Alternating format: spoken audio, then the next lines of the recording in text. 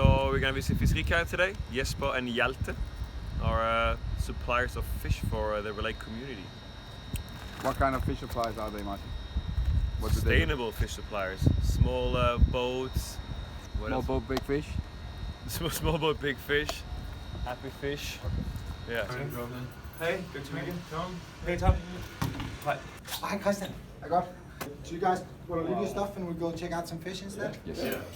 So this is the warehouse. This was like an old blacksmith's place. Okay. And we bought it a year and a half back, and we just took out all the interior and we put in these like sandwich walls in there so we can cool down the whole thing. We're not going to do that now. And it works sort of like a kitchen, so we all have these stations here, and we all have these like notes, which is very similar to when you're like cooking. You get all the notes and people are ordering stuff, and then we stand here and we just pack up as we go. And all the time we have this conversation about who gets what, and we use a lot of time doing this. This is like the biggest part of our job, just like make sure everybody gets what they want and when they want it. And then we cut everything in here. Like people order, it's made to order a lot of the stuff. We cut all fish here, so it's not really relevant for you guys, but it makes like the process is pretty cool. Like we do everything by hand. The only thing that we don't do by hand is that we have this scaler. We use the descale, and that's it. And that's broken right now. And we have the Senat season is about to start like tomorrow-ish, so it's really bad timing. So we're gonna have some tired people out here. They can do like up to 200-300 kilos of Senat in a really busy day in the Senat season. These are our girls that they do all the killing of the float shrimp. This is the only one that is really processing. All the other shrimp and prawns that we have in Denmark, they get trawled. And this is fjord. This is fjord, and the trawling for the shrimp is actually one of the worst pieces of trawling that you can do because the bycatch is super fast. Yeah. I think they've modified it a bit, but it used to be up to 70% unwanted bycatch that just went straight back. Well, some of it did, wow. A lot of it did. Yeah, like they didn't throw back the turbot and stuff like that. You know, when they get caught along with the shrimp, all the shrimp they have this little beak. You can imagine all the fish. You just get pierced by these things. And sometimes when we get the turbot and we get halibut, you can just see when turning around, it just got like little red dots everywhere. And you don't want to serve that to someone who cannot take shellfish.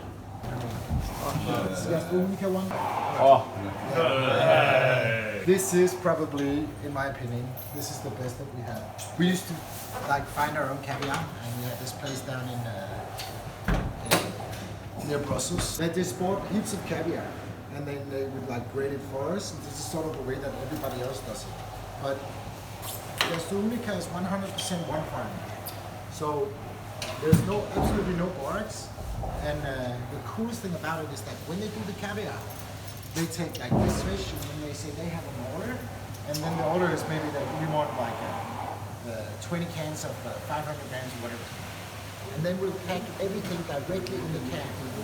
So they don't do like a heat and then take a little at a time. They pack everything directly in the tins that they want to use. So it's never been touched. So if you look at this was produced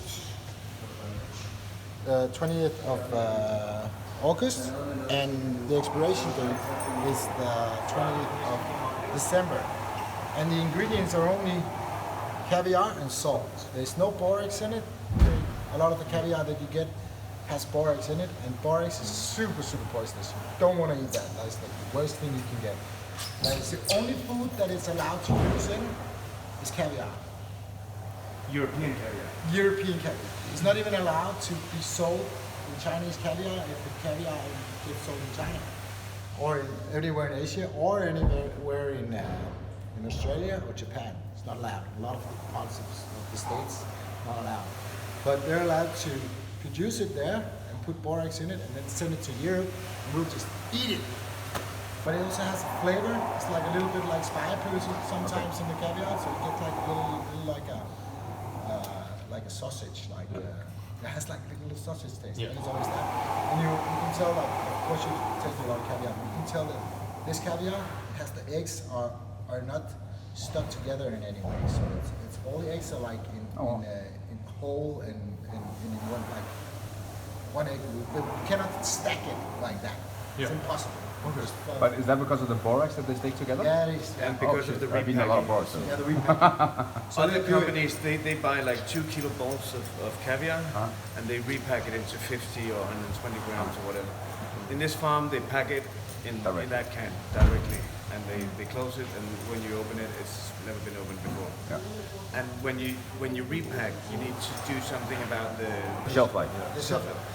So you add borax, which will give you 3 new months. It gives you 3 new months. You know how to tell the males from the females, right? So this is a beautiful male. This is from the Lindfjord.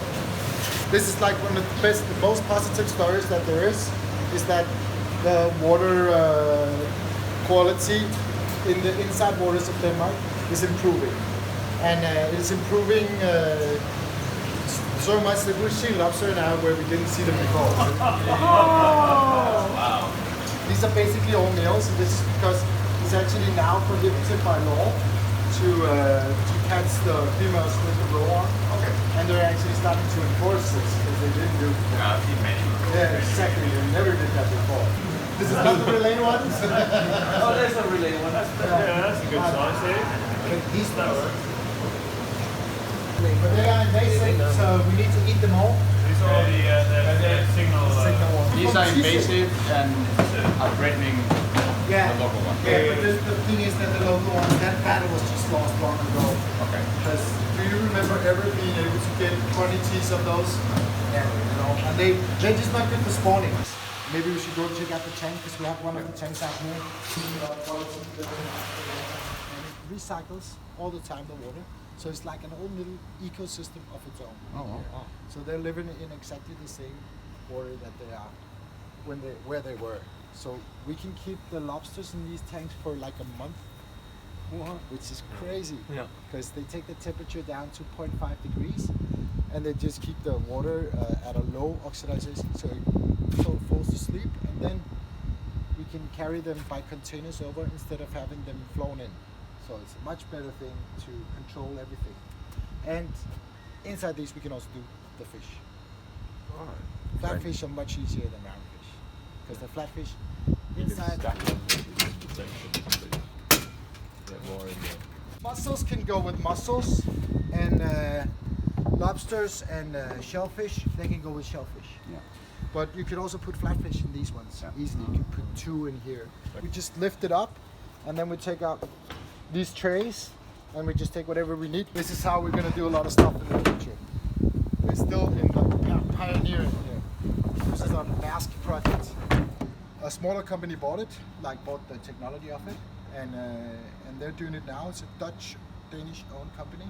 This is designed to transport them in their own environment alive. It's pretty. Yeah, that is Pretty next level. Yeah. So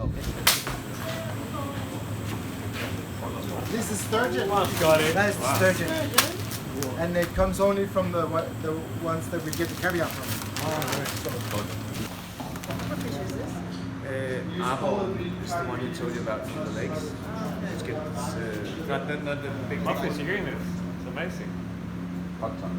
Hot dogs and Hot cheese. cheese. I think many things. These are the cheeks. This is the tongue, it's not the throat. It's the Yeah, it's the throat, throat, but it's yeah. not. Yeah, it's not the tongue. I don't know what you And call that's, tongue. that's why we call it. I don't know. The quality of the herring right now is just absurd. They're caught by line and hook by me. We went out fishing, and we were trying to catch cod, but there was just, I've never in my life experienced herring like that. They were from at 40 meters, from 5 meters below the surface to the bottom, and we were like in this area that was just packed with herring. It was crazy. We caught 27 kilos, like we didn't fish for them for more than an hour. Wow. But I'm sure that this can be used like with more respect than the Danish people do. Like I'm sure that this quality of herring, you guys can use it for something. We're playing with in the winter with a grill. We like scored it against the bone, so Yeah. you cut the bones like the Japanese steel, you know. and then grilled it. That was really good. But we never really got to finish that. See how plump it is?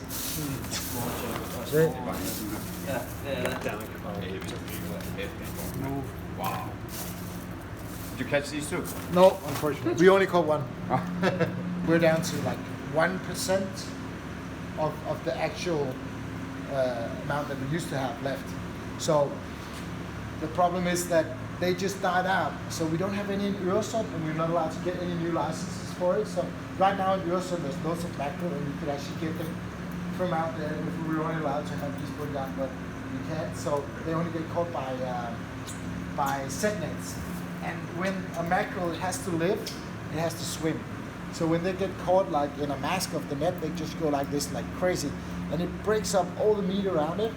And when they die inside the water, then the water goes in and just breaks up the flesh of the fish. It has to die outside the water. So these come from Bundgarn, and we only have them in Bønderup and in Skagen where they catch mackerel. This one, he eats basically only crab and shrimp. And these little things down here, he walks along the seabed like this. And if the water gets too much current, he can take out these beautiful wings and keep him like this in the water. And when he feels the shrimp inside or the crab down below the sand, he does like this, he makes a little vacuum. And it comes in here, and inside here he has like bone plates in the top of his skull here, where he can squash up all the shells. So it's super specialized fish. We have them very coastal. Like this is a little late in the season, so these are caught a bit far out, but this is just amazing eating fish also. Yeah. The mullet. Did you ever notice that you sometimes get two different species? Say yes, say yes. We never write it, so we don't want to confuse people. It's a thin lip mullet and then the thick lip mullet. This is the thin lip. You can always tell that the head is like more flat than the other one is, so it always looks like there's hardly any meat on this one. But the thick lip would just be like the head would like follow the body more.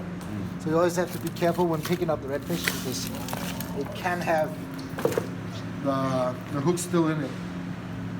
What's going on in Danish? It's called in Swedish. The same the kungsfisk also. Monkfish. Yeah, the size 5 ones. They're like the... Do you know why they're called anglerfish? They're They're actually fishing for the fish. So it's like the laziest fish in the sea.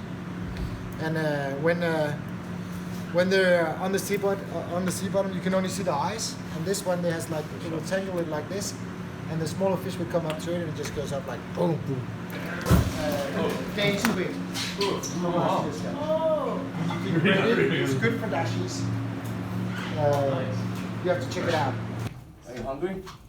Oh, I'm ready. Always eat something. We have a lot of caviar.